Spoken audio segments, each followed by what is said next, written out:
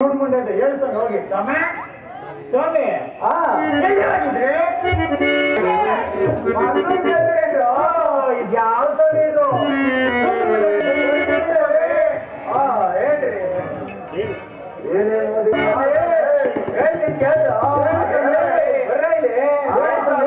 ಬರ್ರಿ ಸ್ವಾಮಿ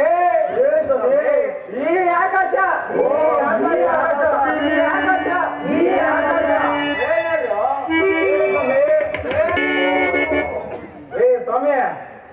ಸ್ವಾಮಿ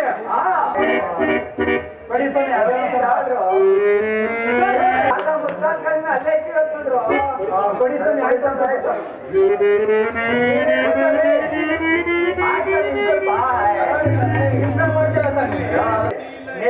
ಸ್ವಾಮಿ ಮೆಸೇಜ್ ಕೊಟ್ರಿ ಹೆಂಗ